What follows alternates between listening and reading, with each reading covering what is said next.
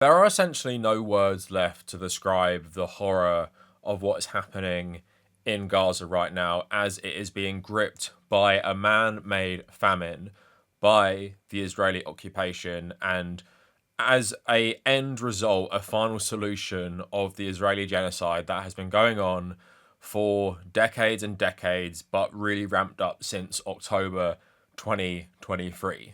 And I think what a lot of people ask themselves is, like, how can this be allowed to happen? Why is this being allowed to happen? Why is nothing being done? Why does the civilized world, and I'm talking about people who care about humanity, I'm not talking about governments and politicians and media organizations that have ran cover for this genocide and polluted the discourse of misinformation. I'm talking about people with principles who care about humans. Why are the Palestinians being forced to suffer this, and why are we being forced to watch this? Now, this video isn't designed to make you feel better. It's not designed to make you have any comfort, really, because what's going on is both horrific, and in a video I'm going to release after this, I'm going to outline how this is actually just the start of what is going to be done to people like the Palestinians because of the climate crisis and climate refugees coming from the Middle East to Europe in the coming decades, and how it will actually look very much like what's happening in Palestine right now.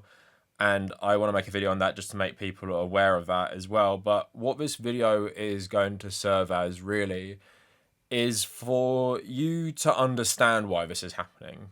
And I know a lot of you people who are going to watch this video are left-wing, you're anti-capitalist, so you know why this is happening. But I also know a lot of people watching this video, you might just be a random person who stumbled across this video, and you might care about Palestine, you might care about Gaza. I hope anyone watching my channel does care about those things, but you also might not understand. Why is this happening? Why is nothing being done to stop it? Why has this been allowed to happen for so long? And why are these people now facing a famine in a place that is so close to Europe? It's so close to other places in the Middle East. It's so close to so many global shipping lanes. It's so close to so much food. How could people be starving in a place that is around so many developed countries and so many countries with an abundance of food?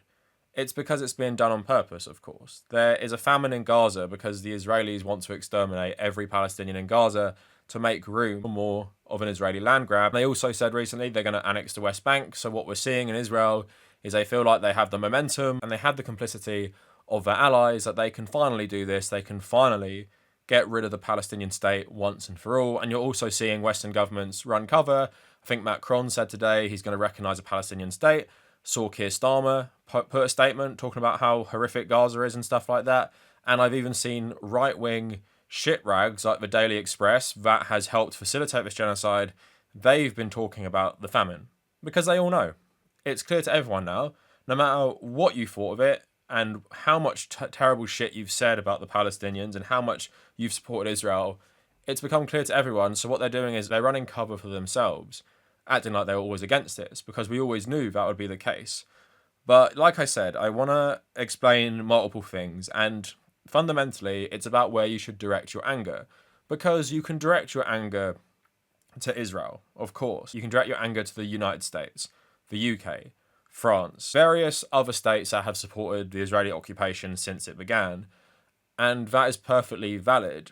But I want to also direct your anger more, if you maybe don't understand these things as much, to the economic system in the world. And that is the neoliberal, capitalist, global capitalist system at this point that allows things like genocide to happen without anyone doing anything about it. But it also not only stops nation states from coming in and maybe doing something about it based on morality or something like that, it also stops individuals doing stuff about it, because under this system that has individualized us and where we have an abundance of things and we own things, and the state is so repressive and will ruin your life for having principles, people have far too much to lose. And that is a symptom of our neoliberal system. And also, people are so brainwashed into apathy that they don't really give a shit. And there are so many levels to this that I probably won't be able to cover. But capitalism is the heart of this evil, being managed by the United States. But at its heart, this profit system does not see anything wrong with famines, with genocides. I've spoke many times about my own Irish background. The Irish famine was literally a blueprint of how capitalism can lead to a mass culling of a population, and how if you follow capitalism to the letter, this is the end result. There is nothing that happened in the Irish famine that Adam Smith would have objected to based on his own ideology, because if you follow that ideology to the letter, that is what the end result is. So I want to talk about all of this today, and again, not to make you feel better, but to help you direct your anger if you're feeling anger and feeling like there isn't a direction, or it's too complicated to find blame with one party outside of Israel. I'm just going to talk about the broad strokes of how, since the end of the Cold War and the end of the communist bloc, there is just nothing to stop things like the genocide of the Palestinians, especially when this profit-driven system stops countries doing anything to oppose the United States and its proxies. So before we go further with the video, I want to shout out two important things that I feel like are relevant, and I feel like people who care about the content of this video will care about. So one fundraiser of a Palestinian called Amjad Hamad, who was 26, living in Gaza. Obviously, in these videos, we are talking about the brutal conditions, the famine in Gaza, and this is, of course, just one of the many fundraisers that you probably would have seen, would have donated to. Someone in the community on Patreon asked me specifically to shout out this one. As of the time of the recording, the 25th of July, Amjad is still alive, and I'm going to leave a link to his fundraiser in the description, so please go check that out and read his story on the fundraiser. And another thing I want to shout out related to the video as well, some of you might have seen in the UK recently that Palestine Action have been classified as a terror group, and you can be charged with a terror offence for supporting them. But this is actually a more recent development of the brutal treatment people in this group have received. So there's a group called the Filton 18, who in August 2023 did civil disobedience against Ilbit Systems UK, which is a subsidiary of the largest manufacturer of arms for the Israeli military, and they are currently being held in prison without trial. And I'll put a page onto one of the Filton 18 who's called Yulia, a 32-year-old woman from Manchester. And on this page, you can look up ways to pressure your local MP and spread awareness about the Filton 18 and how you can help with their case. So both those links will be in the description, and please check both of them out. So I saw this going viral. It's Caitlin Johnson writing, "What's the plan here? We just sit and watch Israel starve Gaza to death with the support of our own governments. And then what? We just go along with our lives, knowing that that happened. That this is what we are as a society. That our civilization is comfortable allowing something like this to happen. And that our rulers could do the same thing to another inconvenient population at any time. Which is a good thing to remember.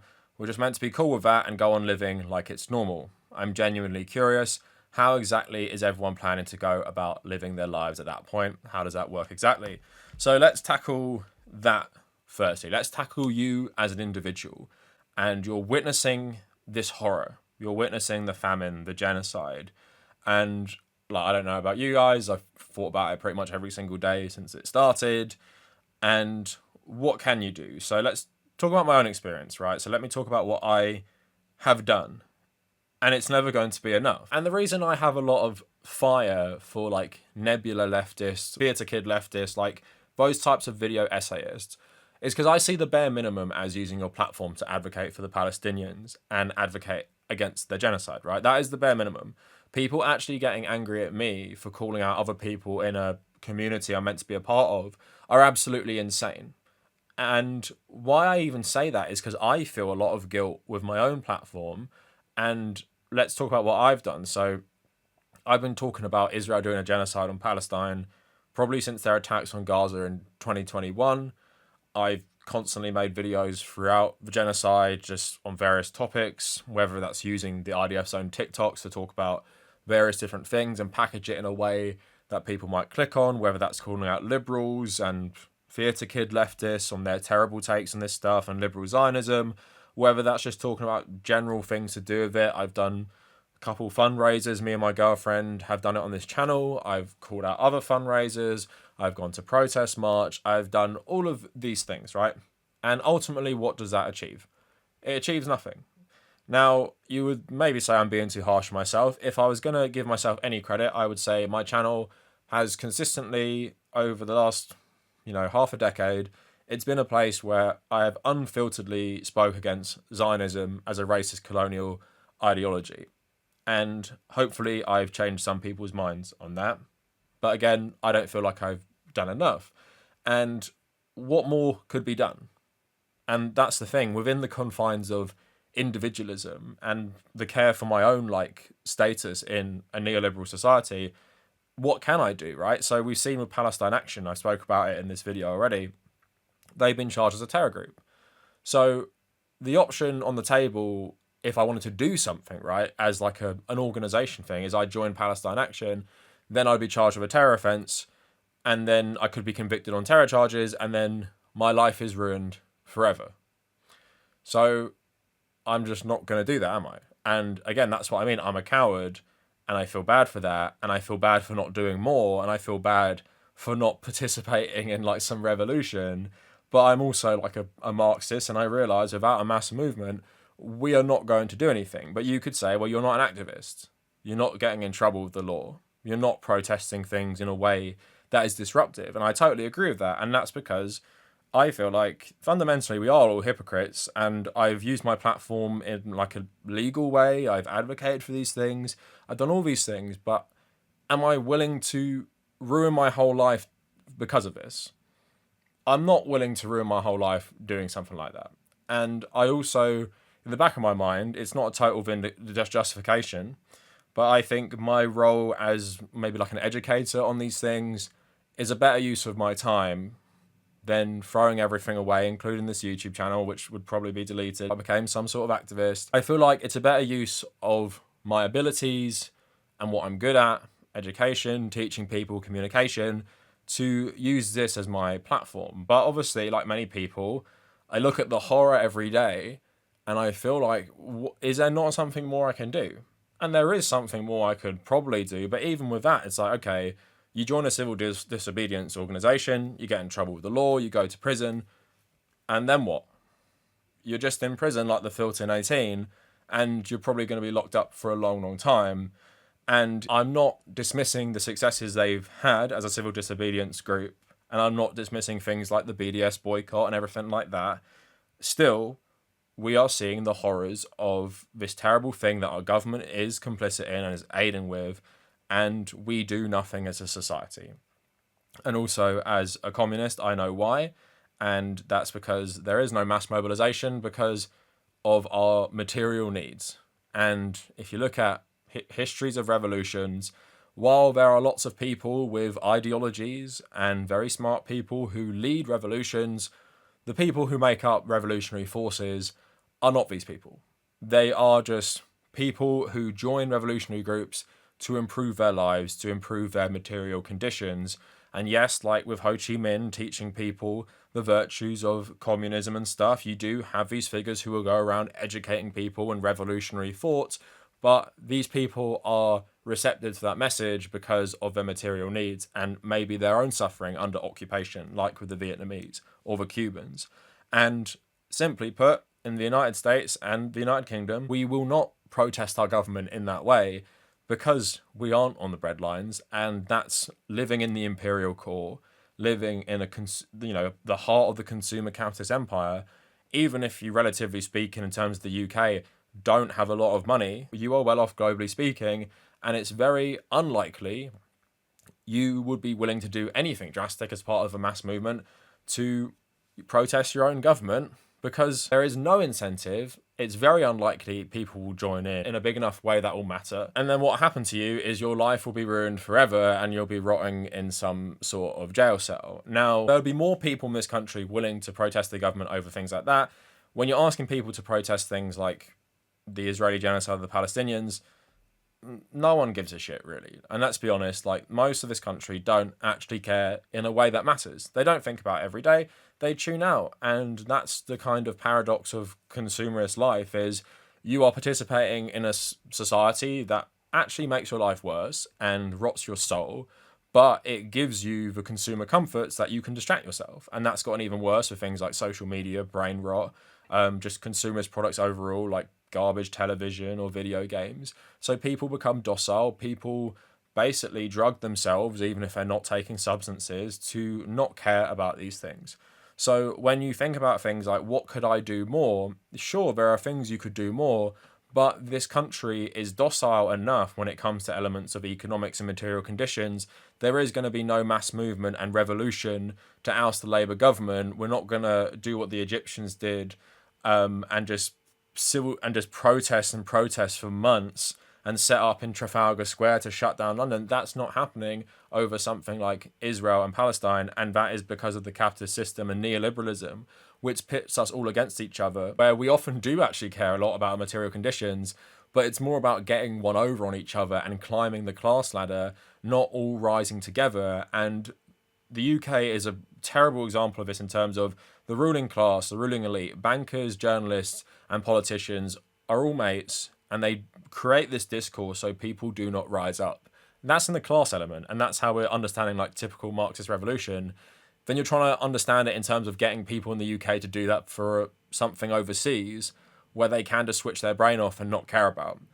And without mass movements, individual acts like in protest, while they may be radical and they could maybe inspire certain things, we have reached this point in history where even if you aren't well off, relatively speaking, in Western countries, you're not on the breadline. You still have things to lose. And let's say you're climbing the class ladder. Let's say you just bought a property. Let's say you've done all these things. If you attend a certain protest, you're going to lose all of that.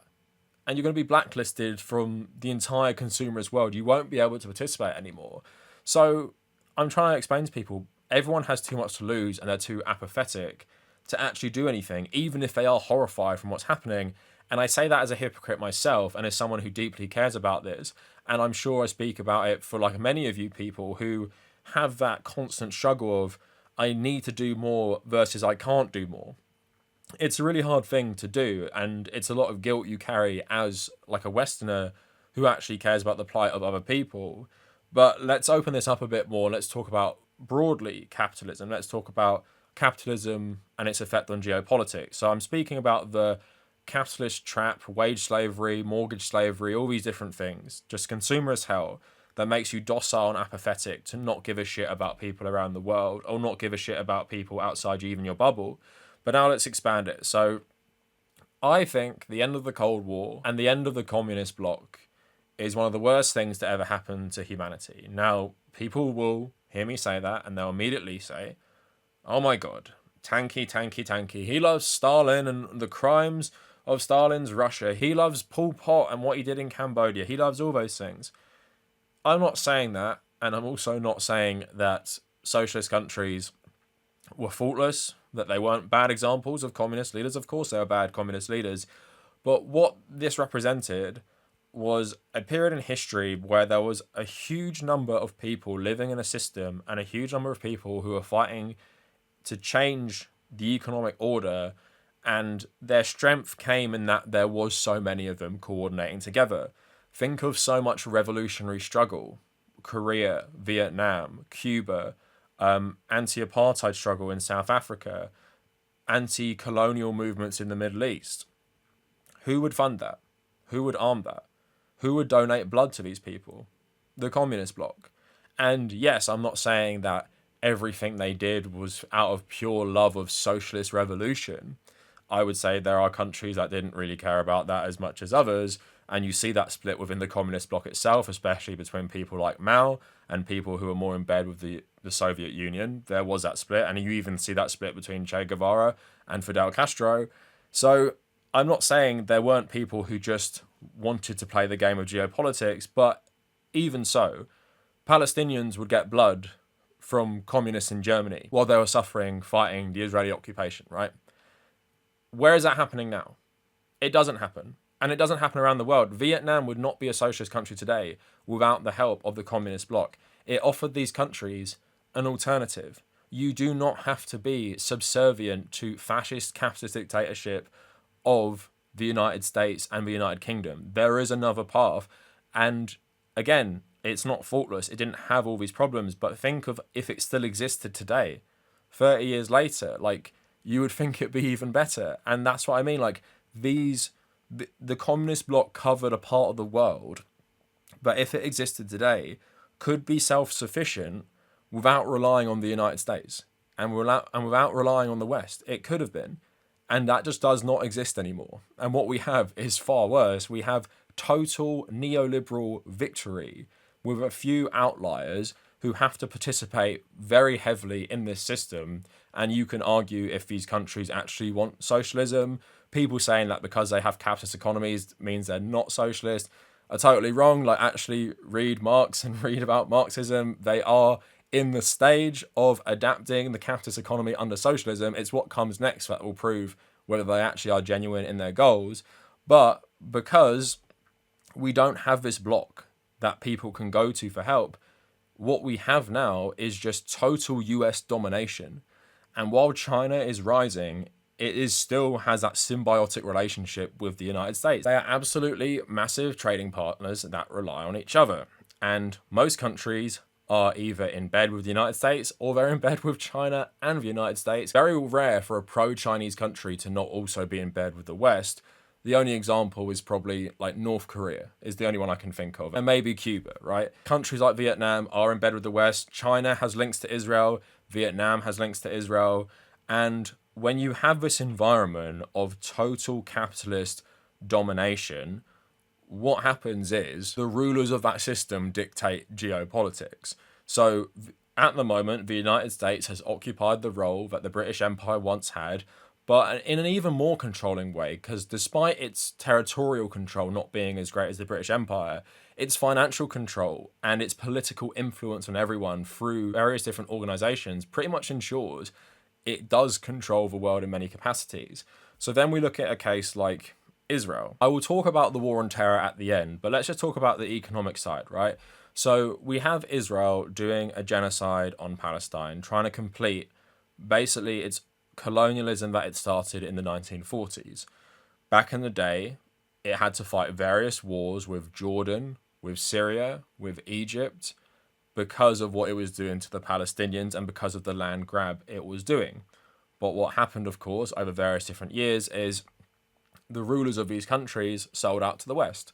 So Egypt normalized relations with Israel. Egypt, the military dictatorship of Egypt, is also the second biggest recipient of military aid from the United States. It is totally propped up by the United States. So despite the fact that Egypt is one of the most anti-Israel countries, its government is one of the most pro-Israel in the region, despite some lip service to the contrary. And the Egyptians will never do anything to help the Palestinians and to save them from the Israelis because they both have the same masters. They both have the United States as their masters. Now, Jordan has been in bed with the United States for a long time. Syria, of course, was anti-Israel, but increasingly weakened. And now look what's happened to it. It's run by a guy who was in the Islamic State, who is pro-American, pro-French, and pro-Israel himself now because he's playing the game of geopolitics. Like, of course, this guy doesn't actually like Israel. He was a fanatical Islamist. But at the same time, because of his system of capitalism, he wants to get in bed with the Gulf monarchies and get into bed with the United States. So he is doing that. So that's another enemy of Israel firmly becoming part of the capitalist elite. Then you look at the Gulf states. Saudi Arabia, meant to be one of the most Islamic conservative countries on earth. Palestine as an issue is really important to the Saudis and the Saudi populace.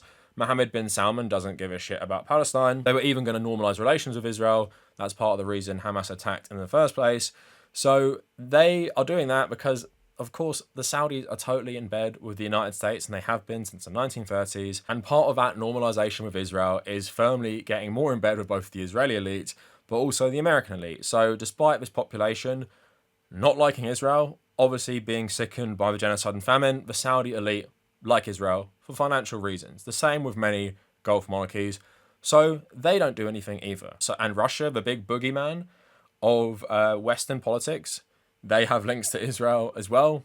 Decent enough relationships with them, financial relationships with them. And despite the fact that they lost Syria, Russia has really no incentive to oppose Israel beyond diplomatic issues. So basically what has happened in the region is they've been firmly neutered in their opposition to the Israeli state, where in the Cold War, this opposition was far more hostile. But simply put, the only enemy of Israel that is active in the region is Iran, which is contained by geopolitical considerations of being basically destroyed by the United States if it got into like a full-scale war with Israel, because we're pretty sure that would happen, right? Now, in terms of groups like the UK, the US generally, the capitalist system and the for-profit system allows lobbying groups from Israel to disproportionately affect our political system. There is just a financial incentive from the UK state and the American state to back Israel and allow it to do whatever it wants. And like I said, we have countries like China, North Korea, Vietnam, who might have that history of anti-colonial struggle, revolutionary politics and stuff like that. But in the case of China and Vietnam, are they willing to risk their economic standing? Are they willing to risk lots of things around their national self-interest to help the Palestinians? At this point, it's pretty clear they're not. And it's understandable from their foreign policy point of view because, like I said, back in the day, there was billions of people united in some sort of shared vision for the future under communist governments. And at the very least, it offered a competing economic bloc that you could ally yourself with and get funding from. That simply doesn't exist anymore. The US won, and its version of economics completely dominates the globe, which means you do not go against the US. And if you attack Israel, if you stand up for the Palestinians, you are going against the United States. And do you want both a war with the most powerful military on earth and also the economic sanctions that would come with that? How would you even survive that? Only few countries can survive that. And would they be willing to risk that over something like Palestine? Let's take China, for example. It's pretty clear they wouldn't be. So that is how the capitalist system allows groups like the Palestinians to be a sacrificial lamb. And that's how these countries, despite you might have lip service from them, will they ever act out of any interest in morality? No, the world is not dictated by morality. It's dictated by national self-interest, which is usually wrapped up in economic interest. But that's not to say the Israeli actions aren't actually driven by something other than capitalism. It's pretty clear ethno-nationalism, religion are playing massive roles in what they're doing right now. But even that has the financial element, and colonialism has always been tied up with capitalism. We're seeing what they want to do with Gaza. We're seeing their plans for Gaza. That is a factor.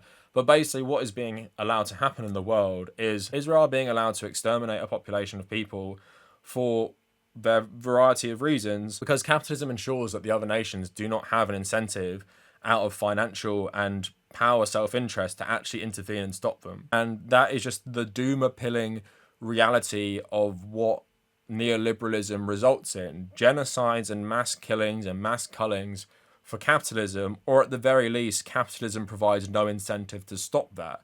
And we saw that in Rwanda. You ask yourself, in a moral and just society that apparently cares about human rights, why don't the leaders step in? They have the power, they have the money, they could go and stop these things. I thought that's what we were told when we were younger. What would you do if you were alive in Nazi Germany? What would you do if you were alive during World War II? What would your nation do? Oh, they would do the good thing. It's a fantasy. It's a fantasy you're sold as children. It's a fantasy you're sold as teenagers, that your country has any morality. And it's kind of like this 1990s kind of optimism that you're raised in about solving things like solving apartheid South Africa, solving the troubles in Ireland, solving even things like Palestine and Israel. Like, they can all be achieved, but it's a facade. And neoliberalism's promise that things would be achieved in the era after communism is just a total fucking lie. And the world would be completely better off if there was still a major communist bloc that could oppose the complete genocide and destruction by the capitalist system at the behest of the United States and its allies. So again, it's not to make you feel better. It's to help you, make you understand why this is happening, why you can't stop it as an individual, and why governments won't stop it. They don't care. But one more thing I will say, and this links into a video I'm making after this, the dehumanization of Muslims, the racialization of Islam, is also a key component for this to go down with people in a way that doesn't make them react as if it was another population. And we saw that with what's happened in Ukraine. The reaction to that, lots of people saying Ukraine is civilized. Ukraine isn't in the Middle East. It doesn't have these things. As if, you know, being born in the Middle East makes your life less worthy. But that is totally what they have been pursuing over the last 30 years with the propaganda we've consumed in Western media. These places are just inherently violent, and that's because the people there are inherently violent. So you see images of Iraq, Afghanistan, Syria, Libya, Lebanon, growing up on the media without any context, or you consume it without really understanding it, and all you see is perpetual warfare in the Middle East, mainly with brown men with beards who are Muslims. And then you see them coming over to Europe from refugee crises, being demonized as predators and scary, incompatible with Western values. And you have that propaganda going on for 30 years when hundreds of thousands of them are being killed for colonialism, for capitalism, for ethno-nationalism, for Zionism. People are okay with it, and they don't care. And that is the sad fact of this propaganda is, if this had happened 30 years ago, way more people would care. And we can actually see the difference in the ideology of different presidents and how they would treat Israel, and how the US used to be far more, not anti-Israel, but would push them to have restraint. It couldn't happen then because it wouldn't be as palatable. But there's been so much racist dehumanization that it's now fine. And people don't care as much. Combine that with everything else we spoke about, and that's how you're forced to watch this shit and feel like a crazy person when you have to go live your life as a normal person. You have to go talk to your colleagues. You have to go talk to teammates at a sports club, people who aren't paying attention, people who don't care, and act like you haven't just seen the most horrific thing in your entire life, and you feel so powerless and helpless to stop this from happening. For a variety of reasons, that person also doesn't give a shit, and they don't want to talk about it. And that's where we find ourselves in 2025, a world which is more connected than ever, where you think we could see each other's common humanity, but based on where someone was born, people basically think it's okay for them to be killed in terrible conditions. Even on a place that looks out on the Mediterranean Ocean with some of the busiest shipping routes in the world, some of the most prosperous countries with an abundance of food, people are now starving to death. And we're just being forced to watch. And even though now there's a bit more pressure than there used to be, is there pressure? Like, do people in Israel care? They want this as well. The government want to do this. The US don't give a shit about it.